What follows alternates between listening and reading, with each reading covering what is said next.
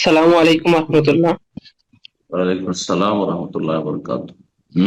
আমি নওগাঁ বাংলাদেশ থেকে বলছি। তো আমার প্রশ্নটা হচ্ছে যে আমি মূলত মেসে থেকে পড়াশোনা করি, বাড়ির বাইরে থাকি। তো আমার প্রশ্নটা হচ্ছে যে আমি খুবই সামান্য জিনিস নিয়েও খুব টেনশন হয় আমার। তার মানে কোন একটা জিনিস নিয়ে কথা বলতেছি, বা ধরেন বাসা থেকে ফোন দিতেছে, কোনো যে কোনো কারণে মনে হচ্ছে, যে কোনো কারণে ফোন দিলে মনে হচ্ছে যে বাসায় কোনো একটা সমস্যা হয়েছে, এটা নিয়ে টেনশন করি। তারপরে কেউ যদি আমাকে ফোন দেয় বা তার কাছে যদি ডাকে, তাহলে মনে হয় যে টেনশন হচ্ছে, যে এরকম যে আমার বিরুদ্ধে কিছু বলবে এই জন্য ডাকছে। বা আমি কোনো কাজ করলাম, তারপর টেনশন থাকি যে কাজটা কিরকম হলো, তারপরে কাজটা সম্পর্কে কে কি বলবে। এছাড়াও যে কোনো উত্তেজনার সময় আমার টেনশন, আমার হাত পা কাঁপাকাঁপি শুরু হয়। যে এখন কথা বলতেছে, এই সময় হয়তো কথার আগে যে কখন কথা বলবে, এরকম নিয়ে একটা টেনশন কাজ হয়। তো এই জন্য আমার মনের ভিতর আমি কখনো শান্তিতে থাকতে পারি না, আমার দিনের বেশিরভাগ সময় এরকম টেনশনে যায়। তো আমার প্রশ্ন হচ্ছে যে এটা হওয়ার কি কারণ হতে পারে, বা এটা থেকে কিভাবে মুক্তি পেতে পারে, এই বিষয়ে আপনার কি পরামর্শ বা এ বিষয়ে কোনো আমল আছে কিনা।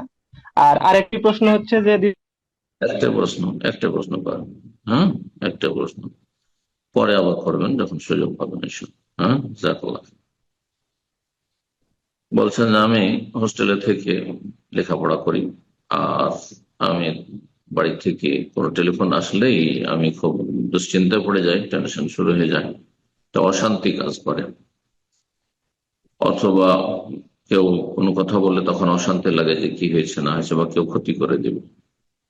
প্রথম কথা, আপনি ইতিবাচক চিন্তা করবেন, কোনো সময় নেতিবাচক চিন্তা করবেন। আমার এটা হয়ে যাবে, এটা হয়ে যাবে, ক্ষতি হয়ে যাবে, নেগেটিভ কখনো চিন্তা করবেন না, সবসময় পজিটিভ হবে। এটাকে ফাল বলা হয়। ফাল বলা হয় ইতিবাচক হওয়াকে। আর তাসাউম বা তাতায়্যুর, হ্যাঁ, অলৌকিক লক্ষণ বলা হয় আপনার নেগেটিভ চিন্তা করাকে।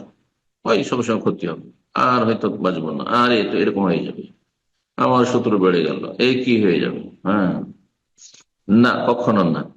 নবী সাল্লাল্লাহু আলাইহি ওয়াসাল্লাম ফাল পছন্দ করতেন, শুভ লক্ষণ পছন্দ করতেন, আর অশুভ লক্ষণে বিশ্বাসী হওয়াকে শিরক বলেছেন। আত্মীয়ারাত শিরক। দুই নম্বর কথা বলবো যে বেশি বেশি আল্লাহর জিকির আজকার করুন। আপনার সমাধান আমল হচ্ছে বেশি বেশি আল্লাহকে স্মরণ করুন। ফরজ 5 ওয়াক্ত সালাতের পরে, মানে শুধু সলাতের পরেই না, মানে সলাত আদায় কমপ্লিট করে, এই নয় যে ফজর পড়ছেন না আর জিকির আজকার করছেন, এরকম নফল জিকির ফায়দা হবে না। আবার ফরজ ত্যাগ করে 5 ওয়াক্ত নামাজি হয়ে আপনি বেশি বেশি আল্লাহর জিকির আজকার করুন। আল্লাযীনা ইয়াযকুরুনা আল্লাহ কিয়ামান ওয়া কুউদান ওয়া আলা জুনুবিহিম, দাঁড়িয়ে বসে শুয়ে যে কোনো অবস্থায়, চলতে ফিরতে যেখানে আছেন, আপনি আল্লাহ জিকির আজকার মশগুল থাকবেন। জবানকে সবসময় আল্লাহর জিকিরে ব্যস্ত রাখবেন। সুবহানাল্লাহ ওয়ালহামদুলিল্লাহ ওয়া লা ইলাহা ইল্লাল্লাহ আল্লাহু আকবার ওয়া লা হাওলা ওয়া লা কুওয়াতা ইল্লা বিল্লাহ, হাসবুনাল্লাহু ওয়া নি'মাল ওয়াকিল বেশি বেশি পড়বেন। ইউনূস আলাইহিস সালামের দোয়া, লা ইলাহা ইল্লা আনতা সুবহানাকা ইন্নী কুনতু মিনাজ জালিমিন, বেশি বেশি পড়বেন। জি, কথা বোঝা গেছে? কোন শত্রু বলে যদি, দুশ্মন বলে ভয় লাগে, তাহলে আল্লাহুম্মা ইন্না নাজআলুকা ফি নুহুরিহিম ওয়া নাউযু বিকা মিন শুরুরিহিম, এই জিকিরটি, এই দোয়া পড়বেন।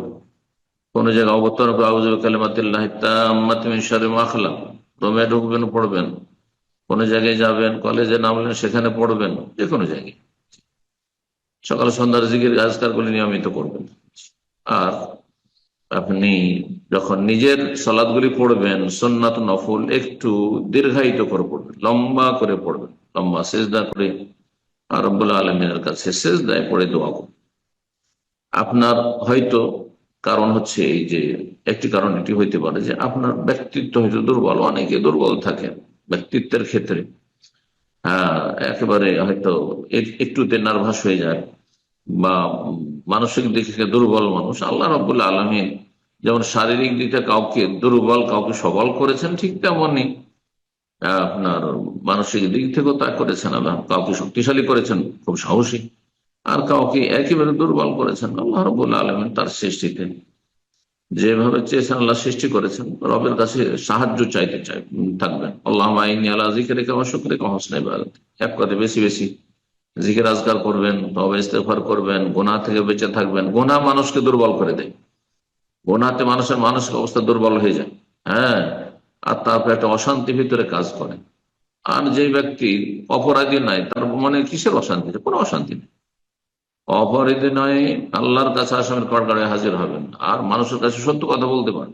জি, সুতরাং আপনি গুনাহমুক্ত হন, বেশি বেশি জিকির আজকার করুন, আর সবসময় ইতিবাচক চিন্তা করুন। এই তিনটি বিষয় বললাম। আল্লাহ তৌফিক দান করুন। বারাকাল্লাহু ফিক।